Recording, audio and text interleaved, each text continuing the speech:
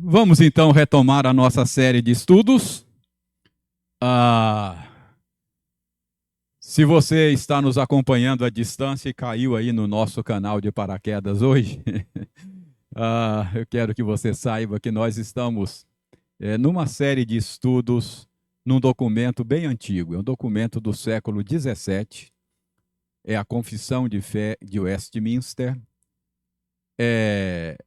O tema da série de estudos é Nossa Fé Comum, porque esse documento expressa a fé dos presbiterianos.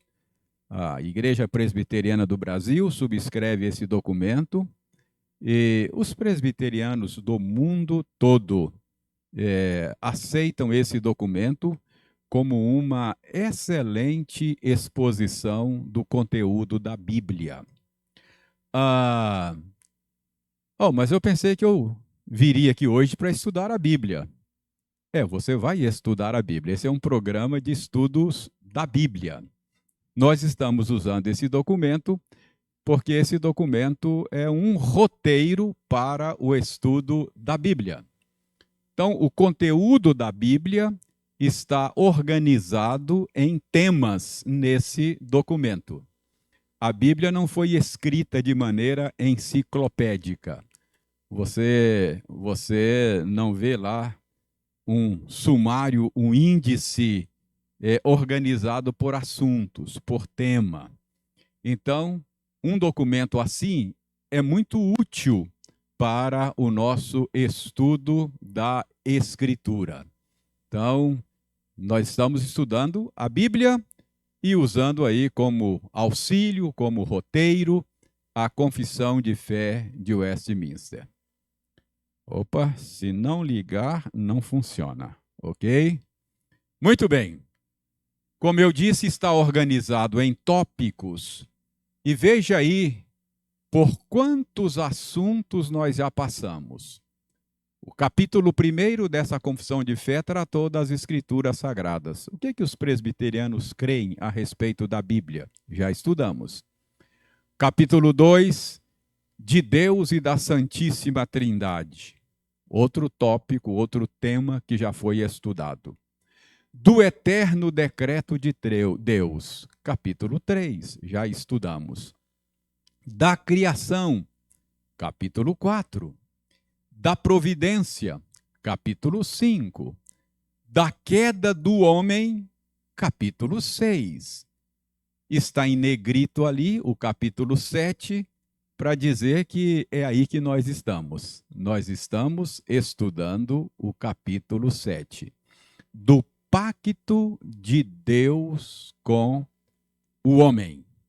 Esse é o assunto desse capítulo, não é? E nesse capítulo, nós aprendemos já a respeito da relação de Deus com o homem. Pacto ou aliança é um conceito relacional. Pacto ou aliança é um jeito de se relacionar. O Deus da Bíblia é um Deus que escolheu se relacionar conosco por meio de aliança, por meio de pacto, não é? Já aprendemos que o relacionamento de Deus conosco é resultado da sua condescendência, é resultado da sua bondade. Porque a confissão de fé nos ensinou que há uma distância enorme entre Deus e o homem. Para que haja algum relacionamento entre eles, é preciso que Deus se incline para se relacionar com o ser humano. Vimos também que esse relacionamento, a possibilidade desse relacionamento, complicou-se mais, não apenas porque há uma distância entre Deus e nós, mas nós aprendemos que o pecado entrou na jogada. E sabemos que o pecado faz separação entre nós e Deus. Deus é santo. Não há nele treva alguma. Luz e trevas não podem coexistirem no mesmo lugar ao mesmo tempo. Um ambiente trevoso, ou num ambiente trevoso, as trevas se dissipam quando uma luz é acesa. Então, não rola, não é? O relacionamento entre luz e trevas. Deus é luz e nós somos trevas por causa do pecado. Então, tem também esse complicador. Antes do pecado, Deus estabeleceu um tipo de relacionamento conosco que a nossa confissão de fé chama de pacto das obras. Depois do pecado, depois da queda, nós aprendemos que o relacionamento de Deus conosco é chamado pela confissão de fé de pacto da graça. Então, há esses dois pactos aí na Escritura, ok? Então, veja bem, este capítulo trata da relação entre Deus e o homem. Já vimos que Deus escolheu se relacionar conosco por meio de um pacto ou aliança.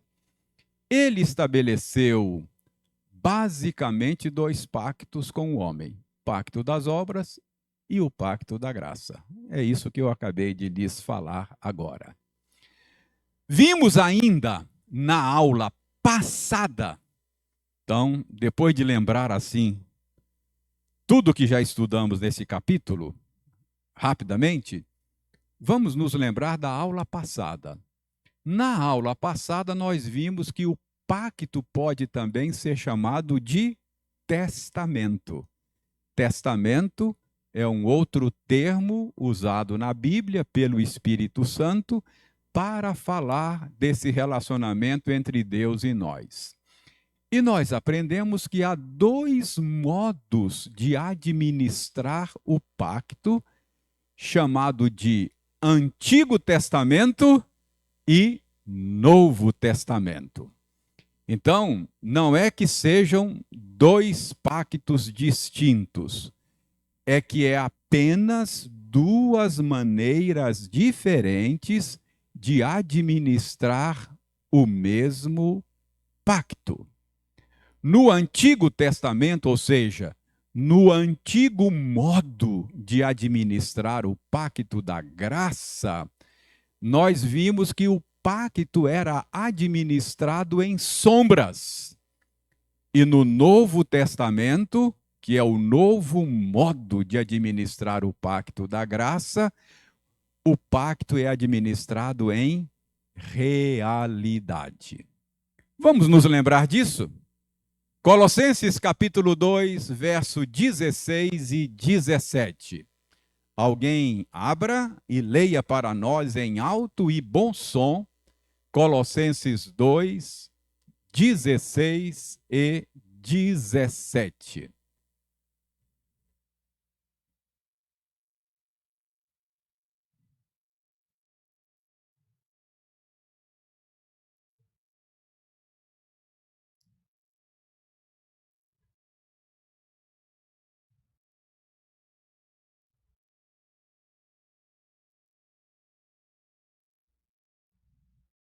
Então, Osório, preste bem atenção no que o apóstolo Paulo está dizendo aos seus leitores. Havia pessoas que estavam acusando os colossenses de não serem bons cristãos, porque eles estavam deixando de observar o antigo modo de administrar o pacto da graça. Aquelas ordenanças dadas por Deus nos dias do Antigo Testamento. Então, Paulo está dizendo: olha, ninguém vos julgue por isso. Não aceite essa acusação de que vocês não são bons cristãos por causa disso. Porque aquele antigo modo de Deus administrar o pacto da graça era apenas a sombra de uma realidade futura. O corpo é de Cristo. Paulo está usando aí uma metáfora muito esclarecedora. Um corpo faz sombra, não é? Imagine, você está aqui e você percebe pela sombra alguém se aproximando. Então, a sombra está anunciando que alguém está se aproximando. Aí você olha para a sombra. Mas quando esta pessoa chega diante de você, o seu foco agora deixa de ser a sombra para ser a realidade, ou seja, a pessoa real que está diante de você. Então, o que Paulo está dizendo é que, naquele antigo modo de administrar o pacto da graça, Deus usou sombras para administrar o pacto da graça. Todas aquelas, todas aquelas, é, é, é, é, todos aqueles cerimonial fugiu aqui, fugiu aqui a palavra ordenanças. Todas aquelas ordenanças, tudo aquilo que Deus ordenou, matar o carneirinho, fazer aqueles sacrifícios, a purificação com hisopo, sacrifício de aroma suave, queima do incenso, todas aquelas ordenanças eram apenas sombras de uma realidade que viria. Qual é a realidade? Cristo, não é? Então, quando Cristo chegou, alguém disse: Eis o Cordeiro de Deus que tira o pecado do mundo. Esse é o Cordeiro que tira o pecado do mundo. Aqueles cordeiros que nós matamos por séculos era apenas sombra deste verdadeiro Cordeiro. Tá claro isso? Então, são dois modos de administrar o pacto da graça. O antigo modo é chamado de Velho Testamento. O novo modo é chamado de Novo Testamento. Vamos ver isso dito pelo escritor de Hebreus. Capítulo 9, verso 9 e 10. O escritor de Hebreus diz a mesma coisa que Paulo disse lá em Colossenses 2, 16 e 17, obviamente com palavras diferentes. Hebreus 9, 9 e 10. Isto que o escritor de Hebreus vinha dizendo antes, Osório? Ele vinha descrevendo o culto do Antigo Testamento. Vinha descrevendo o tabernáculo ou o templo, não é? Toda aquela estrutura cultica. E aí, depois de descrever aquela estrutura cultica, ele fala: tudo isso que eu acabei de descrever para você era o quê? Uma parábola, não é? Uma sombra, uma parábola, não é? Do tempo presente. Continue lendo, Osório.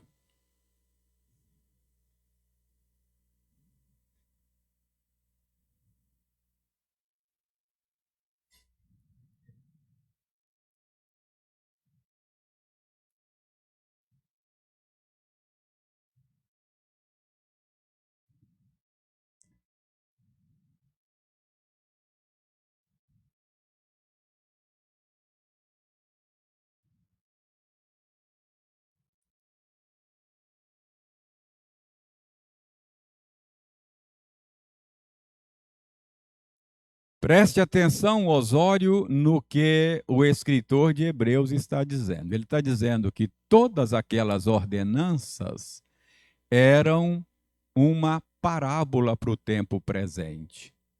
Que aquelas ordenanças eram ineficazes para purificar a consciência, o coração, a alma do adorador. Aquelas ordenanças, todo aquele ritual, Deus mesmo estabeleceu, mas tinha prazo de validade. Diz aí que foi estabelecido até o tempo oportuno da reforma. Ou seja, aquele aquele, aquele sistema, aquele jeito de se relacionar com Deus foi estabelecido por ele durante um determinado período, mas já se sabia que era apenas uma parábola antecipada de uma realidade futura. Ok? Então foi isso que nós aprendemos. Não tem. Antigo Testamento não é um pacto diferente do Novo Testamento. Antigo Testamento é pacto da graça. Novo Testamento é pacto da graça. Antigo Testamento é o pacto da graça ministrado, administrado de um determinado modo. Novo Testamento é o mesmo pacto da graça ministrado e administrado de um jeito diferente. Ok? Tudo isso foi recapitulação. Chegamos ao parágrafo 6 do capítulo 7. Então, deixe-me ler aí para vocês esse enunciado do parágrafo 6 do capítulo 7. O assunto é o mesmo, é o jeito de Deus se relacionar conosco. Então, diz o seguinte: sob o Evangelho, quando foi manifestado Cristo, a substância, as ordenanças pelas quais este pacto é dispensado são a pregação da palavra e a administração dos sacramentos do batismo e da ceia do Senhor. Por estas ordenanças, posto que poucas em número e administradas com maior simplicidade e menor glória externa, o pacto é manifestado com maior plenitude, evidência e eficácia espiritual a todas as nações, aos judeus, bem como aos gentios. É chamado o Novo Testamento. Não há, pois, dois pactos da graça diferentes em substância, mas um e o mesmo sob várias dispensações. Ok? Então vamos destrinchar isso aí, não é? Vamos entender isso aqui com vagar. Primeiro, deixe-me grifar essa parte para a gente conversar um pouco sobre ela. Diz aí que sob o Evangelho, isto é, sob o novo modo de administrar o pacto, quando Cristo veio, quando Cristo foi manifestado, Cristo, que é a substância do pacto, as ordenanças pelas quais este pacto é dispensado são a pregação da palavra e a administração dos sacramentos do batismo e da ceia do Senhor. Quais eram as ordenanças do antigo modo de ministrar o pacto da graça? Quais eram as ordenanças? Eram muitas, muitas. Tinha uma série enorme de sacrifícios prescritos, dependendo do pecado, dependendo da condição do adorador. Ele tinha que, dependendo de quem era o pecador, se uma pessoa do povo pecasse, tinha que oferecer um determinado animal mais barato. Se fosse o rei que pecasse, um animal um pouco mais caro. Se fosse o sumo sacerdote, um animal mais caro. Tinha ordenanças ou prescrições de sacrifícios pelo pecado, tinha prescrições de sacrifícios de ação de graças, não é? Oferecia o fruto da terra na colheita, não é? Tinha sacrifícios de aroma suave, queima de incenso e etc. Tinha, conforme leu o Osório lá em Hebreus, diversas abluções. O que é isso? diversos ritos de purificação com água.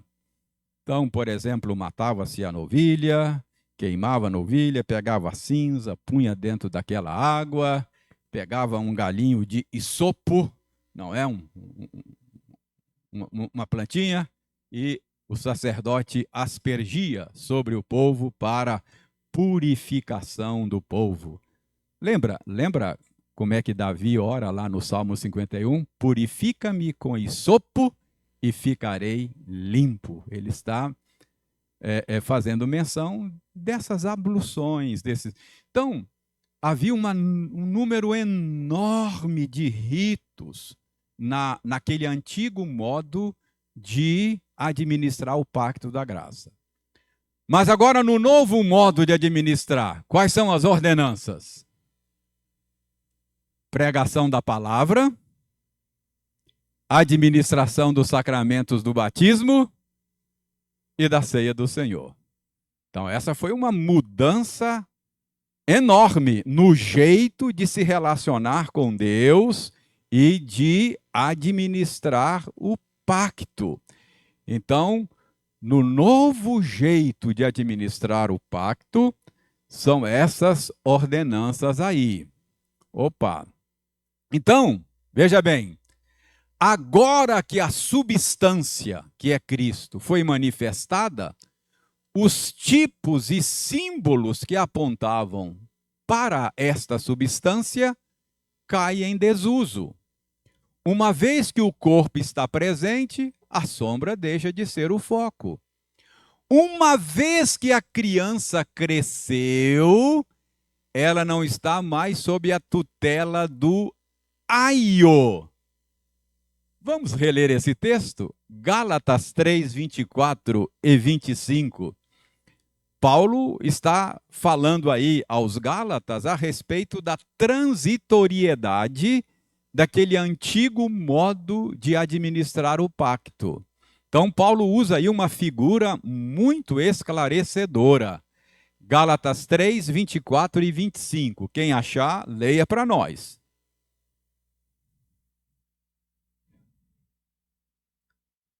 Olha, preste atenção, Osório. A lei, diz Paulo, todo aquele sistema litúrgico que Deus deu ao seu povo no passado, tinha a função de um aio.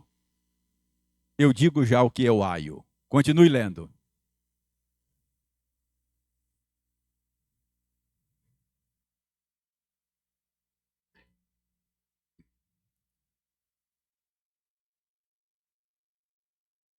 O que é o aio? O termo grego traduzido por aio aí é o termo pedagogo. É o mesmo termo. Então, o aio era um escravo que, nas famílias abastadas, no clã, ele era o escravo responsável pela educação das crianças. Então, o aio era aquele que trabalhava com a educação das crianças. Então, Paulo está usando a seguinte figura. Aquele sistema serviu como um aio na época da infância do povo de Deus. Todo aquele sistema ajudava o povo a olhar lá no futuro o Cristo que haveria de vir e pudesse crer nele para a salvação. Então, aquele sistema legal serviu de aio.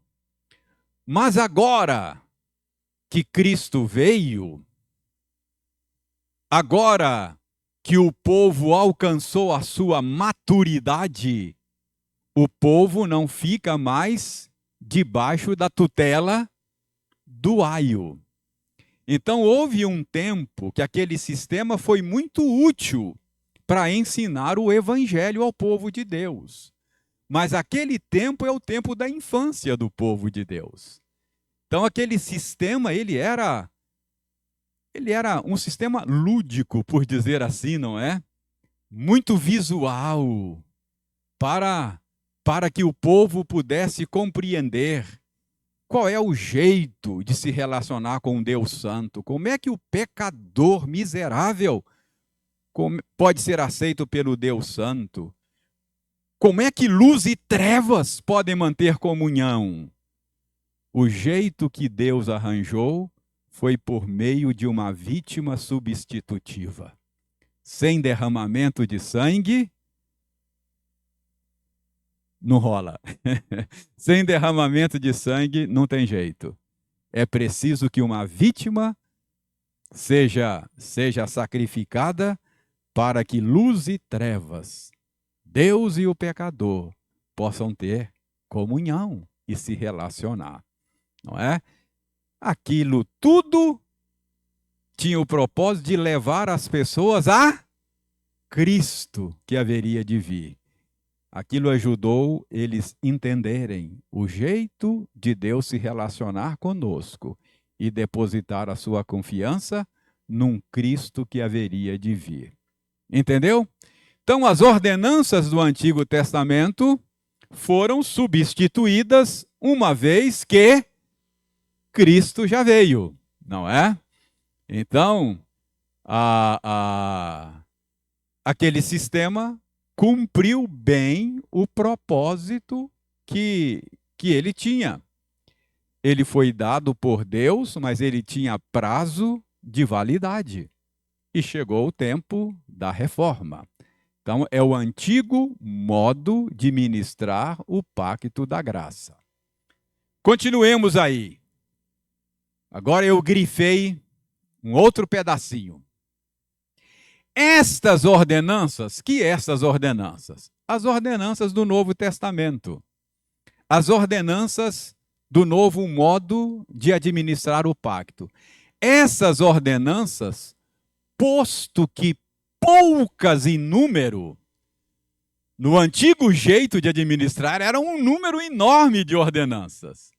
Mas agora, no novo jeito de administrar o pacto, 3 ordenanças: pregação da palavra, sacramento do batismo e sacramento da ceia. Então,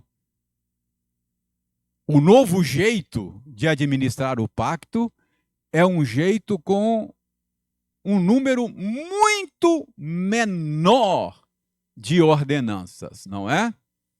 E, além disso, são ordenanças com maior simplicidade e menor glória externa. Menor número, maior simplicidade, a pompa do jeito antigo de administrar o pacto era... Pensa na roupa do sacerdote. Pensa. Não é? Peitoral. Então, pensa na glória externa. Era em muito maior número. Pense na glória externa. Pense lá no Monte Sinai. Quando Deus ofereceu ao povo os termos do pacto, da aliança, formulou 10 pontos para nortear o relacionamento do povo com ele. Os 10 mandamentos. Não é? Eu sou o Senhor teu Deus que te tirou da terra do Egito, da casa da servidão. Então, como é que nós vamos nos relacionar? Primeiro, não terás outros deuses diante de mim. Segundo, aí Deus foi estabelecendo o jeito de se relacionar com ele. Eram os termos da aliança, os termos do pacto. Mas pense na glória externa. A Bíblia diz que houve terremoto. O monte tremeu. O rosto de Moisés brilhou. A glória de Deus ficou refletida. Você já viu o rosto de algum pregador brilhar aqui? Não brilhou, né? Não brilha, né? Só a careca que brilha, alguém disse. Eu tô ouvindo, viu? Só a careca que brilha. Então, preste bem atenção.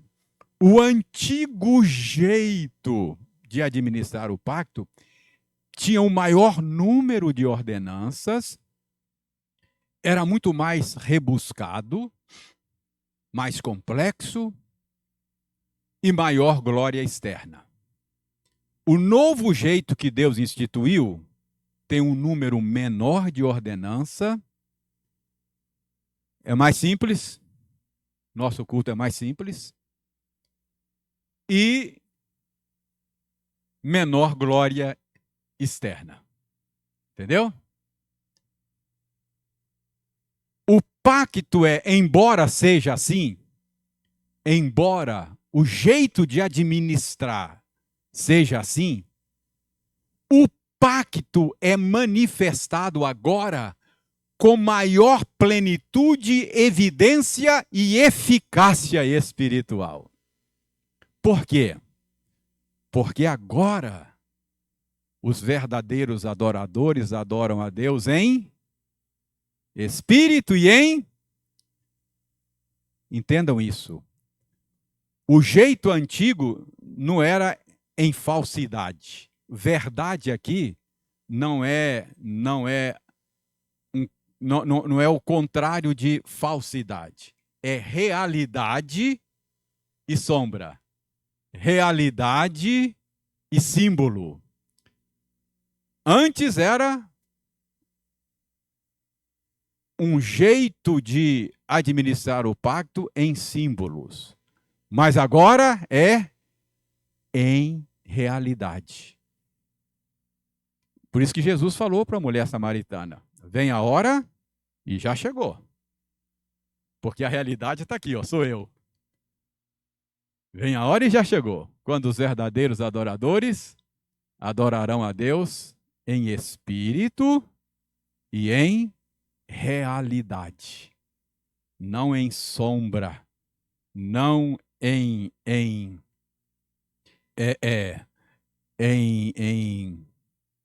parábola, para usar o termo lá que o Osório leu em Hebreus, ok?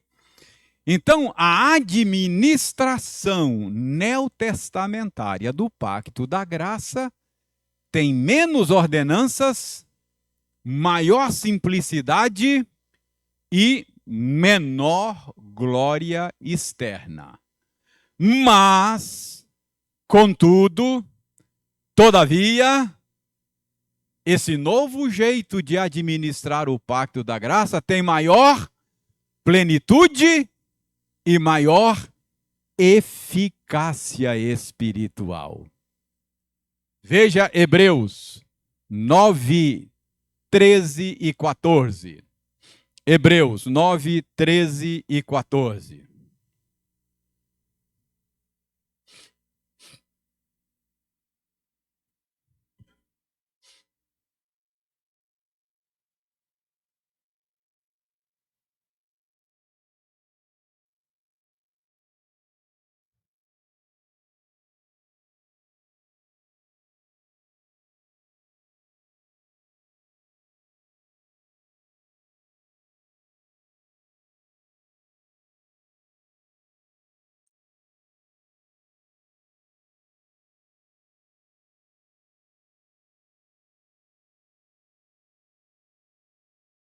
Osório, preste bem atenção. O sumo sacerdote, naquele antigo modo de administrar a relação com Deus, tinha por ordem do Senhor de comparecer diante do Senhor, levando com ele o sangue de bodes, pelo seu próprio pecado, pelo pecado do povo, para que ele e o povo se tornassem aceitáveis diante do Senhor. Então, esse era um modo de administrar o pacto da graça. Olha, se sangue de bode já tornava aceitável aquele povo, e o sangue de bode era apenas sombra, era apenas um símbolo. Quanto mais nós, que hoje nos aproximamos de Deus, não por meio de um sangue de bode, mas por meio do sangue que aquele sangue de bode simbolizava. é a realidade, não a sombra. O sangue de Cristo já foi derramado no Calvário. Então, o pacto da graça, nesse novo jeito de administrar, embora tenha menos pompa, embora tenha menos ordenanças, embora tenha menor glória externa, ele tem mais eficácia. Porque não é mais a sombra, mas é a realidade para a qual a sombra apontava. Olha o verso 23 e 24 ainda de Hebreus 9.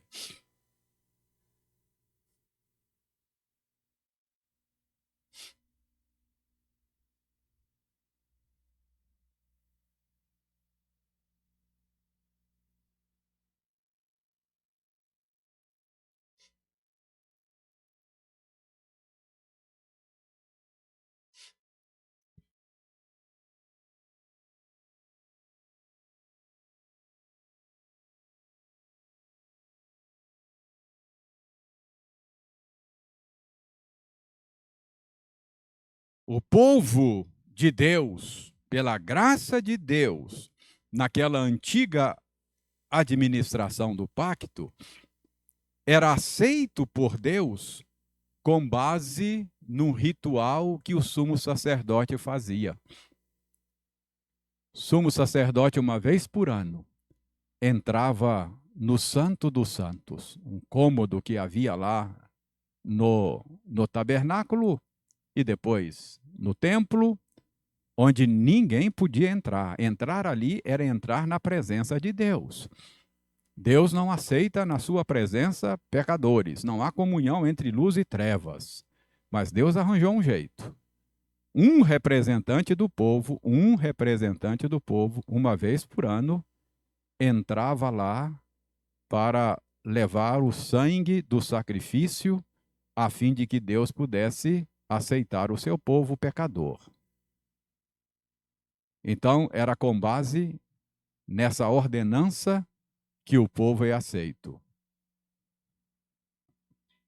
Lembram que Jesus, quando morreu, a cortina que fechava esse lugar rasgou-se do alto a baixo, indicando agora que aquele jeito de administrar o pacto cumpriu o seu papel. Agora, a realidade de acesso à presença de Deus aconteceu. Onde é que Jesus entrou? Uma vez por todas, como nosso sumo sacerdote. Na realidade da presença de Deus. O sumo sacerdote daqueles dias entrava na presença de Deus simbolicamente. Era um símbolo. Jesus não. Jesus entrou de maneira real. Onde é que Jesus está agora? À direita de Deus, intercedendo por nós e governando o universo a favor do seu povo. Percebe? Então, o jeito de se relacionar hoje com Deus, esse novo jeito, chamado de Novo Testamento, mais simples, menor glória externa, mas maior plenitude e maior eficácia espiritual. Gente, é uma tolice o que fazem hoje querer recuperar aqueles ritos do Antigo Testamento. Lá em São Paulo construíram um templo de Salomão, Arca da Aliança. Gente, isso é como alguém que está na faculdade e quer voltar para o jardim da infância. E já era, acabou. Percebe? É voltar para coisas menores, não é? Que já cumpriram o seu papel.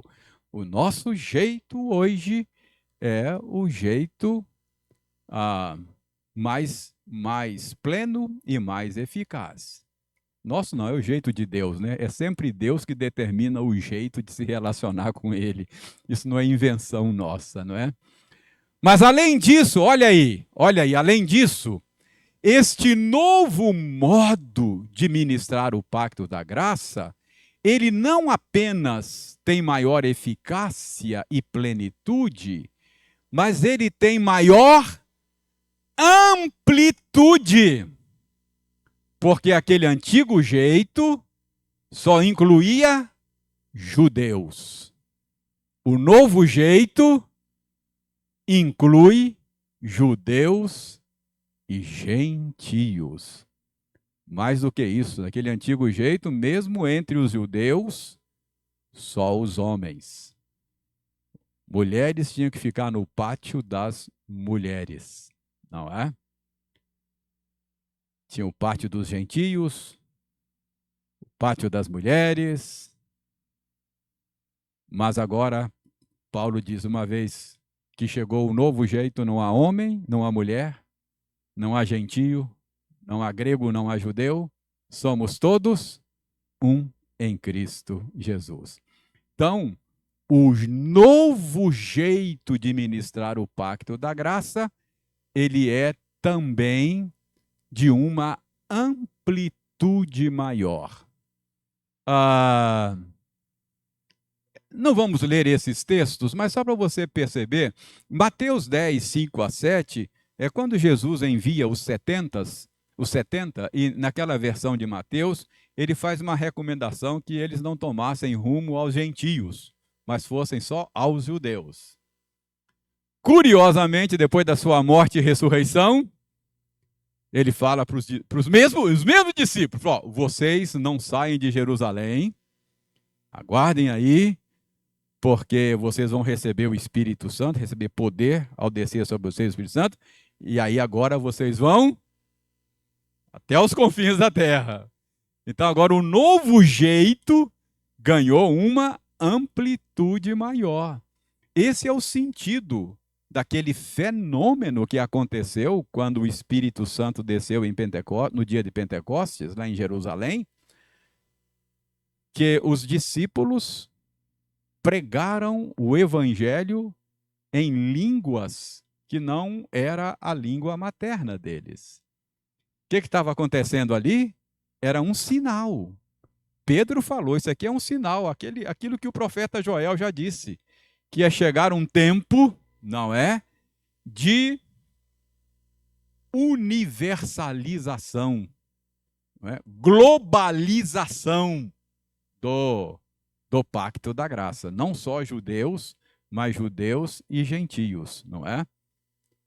Nenhum de nós aqui é judeu, não é? Graças a Deus, por esse tempo de inclusão de não-judeus na relação com Deus por meio de Jesus Cristo. Então, o novo jeito de administrar o pacto, ele também tem essa vantagem, não é? Ele tem um escopo mais amplo. Para terminar, esse novo jeito é chamado de quê? Novo Testamento. Qual é a conclusão? Não existem dois pactos da graça, ok? Existem dois modos de administrar o mesmo pacto. Qual era a substância do pacto no Antigo Testamento?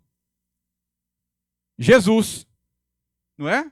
Jesus. Qual era a substância? Jesus. A lei serviu para quê? Para conduzir para quem? Para Jesus, não é?